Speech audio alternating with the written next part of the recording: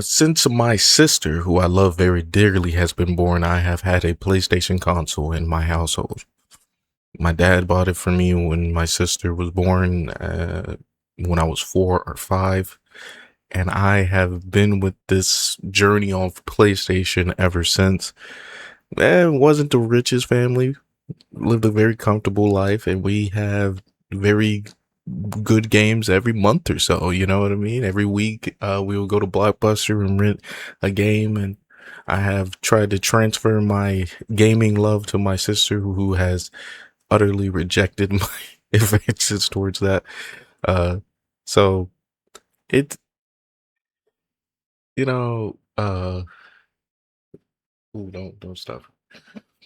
All right, so I'm going off topic. So what I'm here to talk about is just how much has changed, in my view, leading up to the epic announcement, or the devastating announcement, or the infamous announcement, I should say, of PlayStation saying they will no longer be making they will no longer be making physical copies, editions of the PlayStation. You can no longer play physical games on your PlayStation. Now, the whole reason I went over my backstory with PlayStation is because I kind of saw this coming for years and years. I know a lot of people kind of dip in and out of their love for gaming. Life is hitting hard out there for a lot of people, and you can't just be like stepping foot in a fantasy world all the time. So don't worry, I got you. This is basically what happened. Okay, I saw firsthand what World of Warcraft did to a fine young man. I'm not gonna say his name. He was one of my best friends, but he was a fine young man. Had A's. His family was great. You know, cool brother. And he picked up this game called World of Warcraft, and the subscriptions on that thing. And I was like, dude. And this was a new concept for me. Remember, I have played PlayStation since I was a kid. You are paying for this game every single month and you loving it? He said, yeah, I'm going on raids with people and all this stuff. This was new to me. Like the maximum I've played with was like 4 people in my house, 8 people in my house. This whole idea of online gaming was very far-fetched for me. Like, I was a console gamer. I was a couch gamer through and through. Homies were next to me when I was growing up playing. And I had to make the transition to online when I was in high school, I believe. Like, that's about the time when the PS3 came out. And my friend actually asked me to play Call of Duty with him. Off topic, but it's gonna get to a point, I promise. The first time I went to that online gaming arena and saw the fact you could put your headset in and talk the meanest trash to people, I was hooked. Not because I engage in it all the time. I like making jokes. I like just keeping the feeling lighthearted. But the fact that you could interact with people was a dream come true for someone who enjoyed playing games with people. Like, I would put controllers in my cousin's hands who, they'd rather be out there fixing their car or something. But I said, oh, you like fixing cars? Oh, I got a great game for you. Midnight Club Dub Edition. Yes, sir. So that's, or Need for Speed, and they would have the actual cars that they would want to, play. I think that was cool. I really liked matching up people's interests with a game they could play. You like cartoon, sis? I got a game for you. And be honest, Blockbuster, it seemed like they made a new cartoon game every single week. I don't know how they did it, but I felt like I played a Jimmy Neutron multiplayer Nickelodeon game every single week, and it was new. I never got the same game. So, and we would beat it that weekend and, just have a blast. I think I think PS2 couch gaming, I think that was the peak of PlayStation. Not in terms of numbers, I don't get into that too much, but just as an experience a player, I think that was the peak. And then they experienced a second peak with the PS3, where it was Call of Duty. Call of Duty was a very, very big deal because number one, most importantly, it was a shooter game that allowed you to talk the meanest trash. And I'm telling you, and I reiterated that earlier, but it was even more so for Call of Duty. Not only the meanest trash, you could talk to your homies. It's the fact that your homies could also talk the meanest trash with you. You can have crews, you can have people who would, and I think this kind of coincided, and this is why I kind of mentioned World of Warcraft earlier with my friend, with raids, guilds. I think at that moment we were seeing the merging of, I was seeing it firsthand, of console gaming, couch gaming that I grew up with, NES, stuff like that. I missed the arcade era a little bit, and the online MMO RPG gamer. I saw that mix, and I realized at that point, whatever I saw in the pop culture or was really successful, like on the phone, like the cell phone games and stuff, I knew that was going to transfer to console eventually, and people were going to use those techniques. When I saw Candy Crush, I discount how much I'm into gaming. When I saw Candy Crush, I said, yo, this is awful for console gaming. I said, this was good. This is going to be terrible. Because I just knew.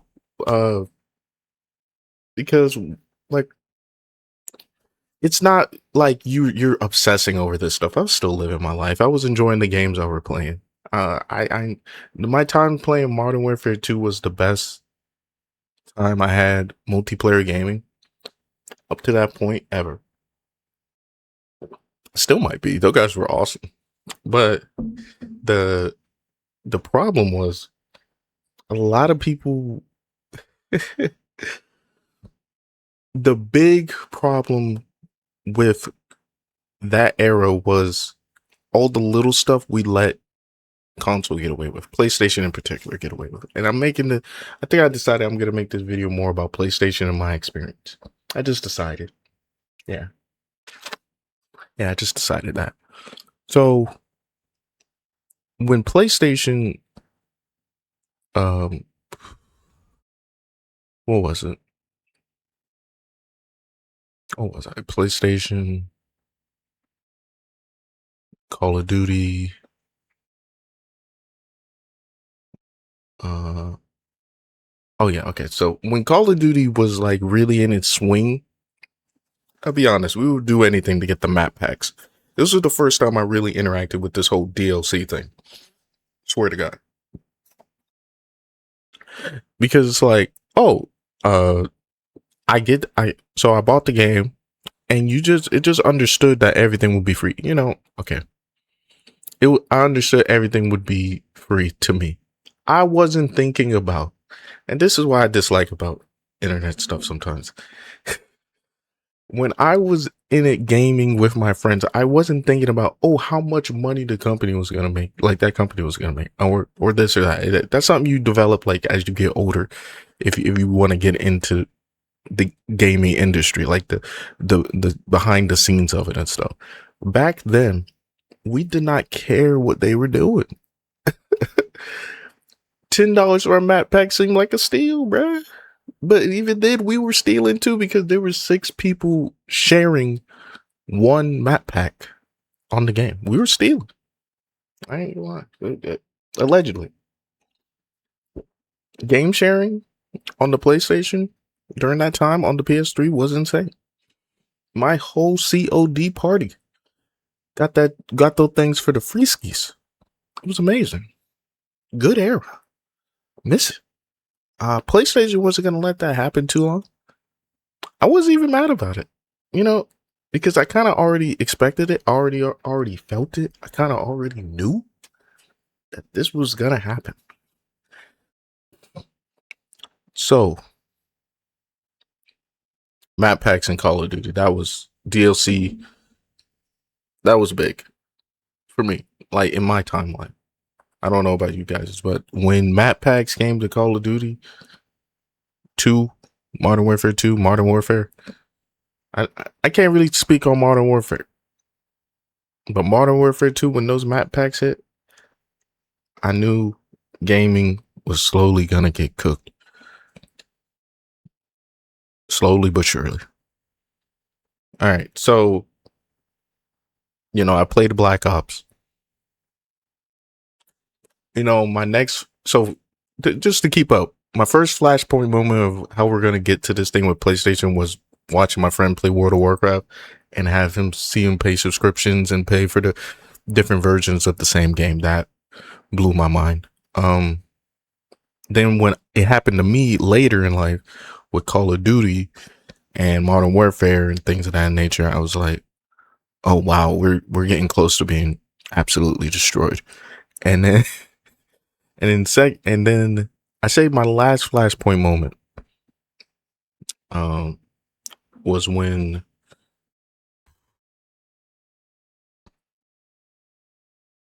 the first time I've seen competitive pro league gaming. Yeah, like Smite. I played Smite for years. If you didn't know, it's a MOBA. It came to console, and this was the first time a MOBA like that came to console. And ever since then, I think the console players have gotten so used to being treated like PC players. Like you kind of forget that like there was a clear line of divine there for years. Like I'm play console, you play PC, you like Valve, Portal, stuff like that. It's kind of like a Nintendo player. Like you like Zelda, you like Mario, you like Sonic. I don't know. Well, then you got Sega, but Sega wasn't a thing. Sega was out of the race. Sega was like its own like after the what was that console called? The Sega Saturn? No, not Sega Saturn. Dreamcast. Oh my god! When the Dreamcast blew up, it was in the game, and then it was like, we don't like the Dreamcast. I just don't think Dreamcast had a lot of games that people were like super into. But anyway, off topic. the so Oh yeah, and with PlayStation players, you like Sly Cooper, you like Call of Duty, you like Ratchet and Clank. Like it's a clear line of divine between these things.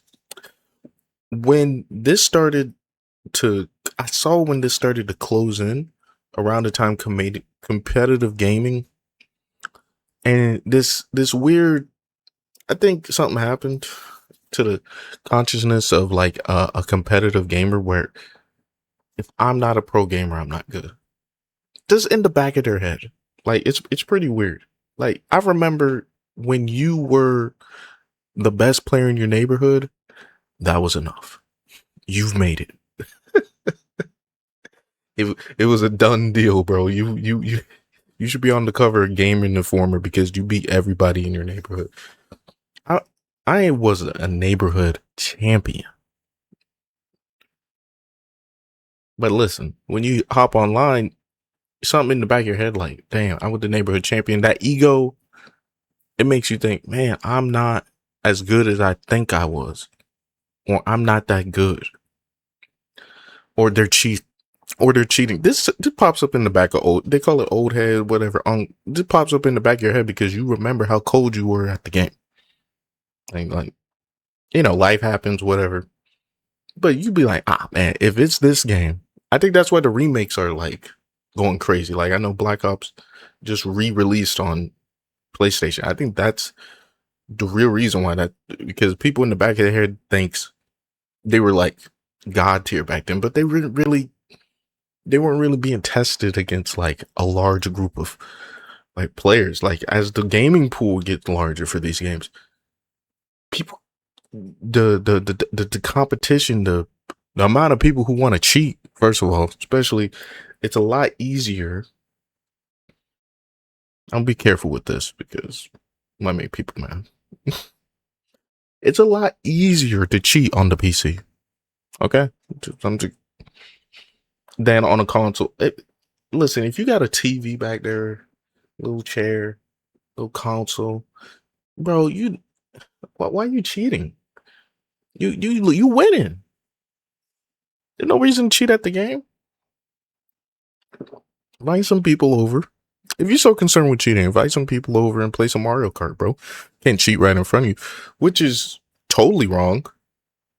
Not right. Because I had a friend named, I'll say SD. And when we were playing Madden, it took me a while to realize this. And he was clever with it, man. It was like, he was, I admire him for this, actually. Bro was actually out here looking at my controller when I pressed the button to make the play, and I would pick the play and he'll know what play I was doing. I was like, that was my first introduction into like physical mind games. You know what I mean? Like when someone's right there next to you, you can play mind games with them. That's why I don't really like the fighting game setup where they're like head to head with each other or the buddy stuff. Like I kind of like the gamesmanship of this guy hates me.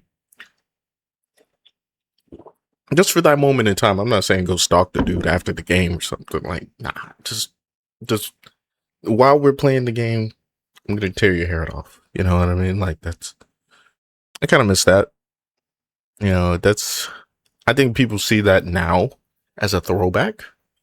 Like, but because it's like, oh man, everything's so like sanitized now a little bit. But nah, man, I think that's what makes the best games, the best time, the most fun is just people just going absolutely insane and nuts. Anyway, off topic. We're veering off. Steer the car back. So that's when I knew PlayStation was kind of cooked, bro. When I saw the environment change, what we constituted as a good game change. I remember Skyrim. Oh my god. Do I want to talk about that? Yeah, I'm going to talk about it. Skyrim, when Skyrim came out, it was a 5 out of 5, 10 out of 10 game with bugs. And everyone was kind of okay with it. If I don't have to ask the question if Skyrim re-released today, what would happen?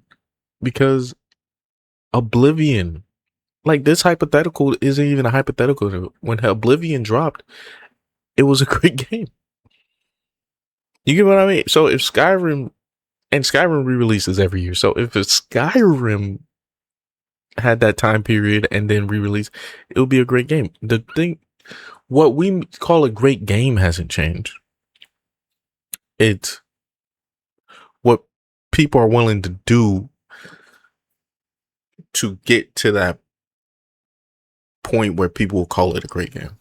Because you don't really know, like anybody who's like in a artistic field or anything to do with people's subjective opinion of your art, of your work, you don't really know if people are gonna rock with this. Like you just kind of hope. That's why back in the day when you had more at bats at it, instead of paying like 300, 400 million, you had more at bats at the game. You could be like, oh, that one wasn't as good. I can make a better one.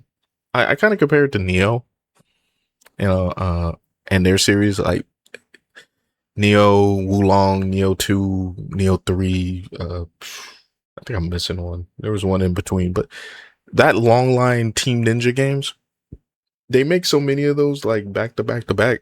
It is hard to like miss. Now, think about it. If you missed back then, like if you missed like complete, you could Just try again.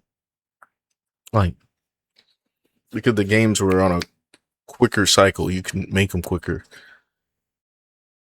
They cost less. Now, if you miss, like these AAA studios, they're shutting down Destiny too. You know what I mean? Like, that I feel like if become marathon missed, quote unquote, they're good. If what a because what else missed, like completely missed. Um,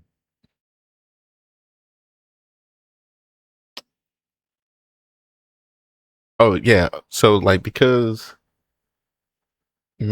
not marathon, because Concord missed, my PlayStation subscription went up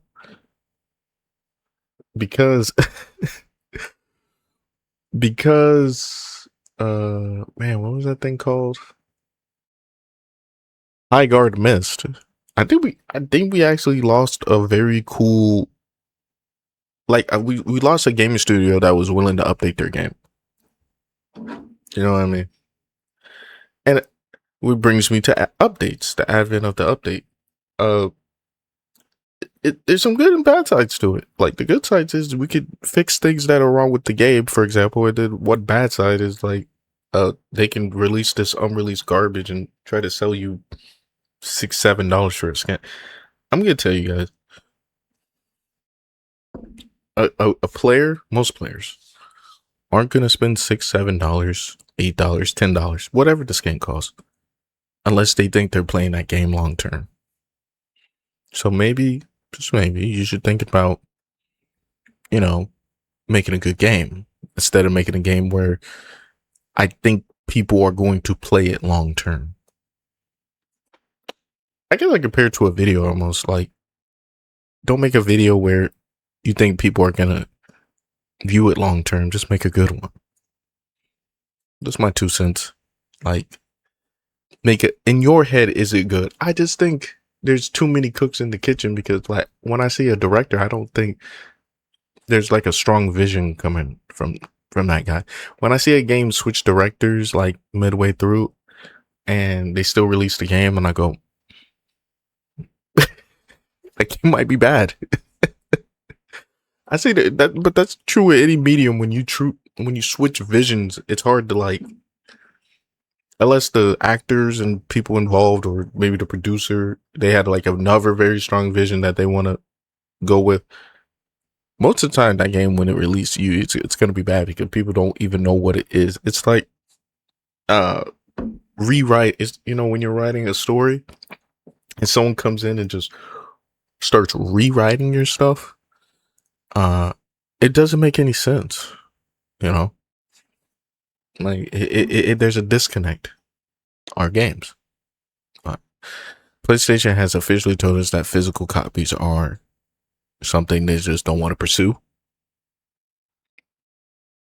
anymore. End of an era for me. If people were gonna cap off the physical era, and I know people kind of like, oh yeah, I'm buying everything digital. I'm like, not the stuff you really like. Stuff you really like, you buy physically, don't you? When you get the collector's items, when you get the collector's editions, you want the digital collector edition, but you want something actual. You want your console to look a certain way. When you like a game, when you love a game, you want something physical. Don't lie to me.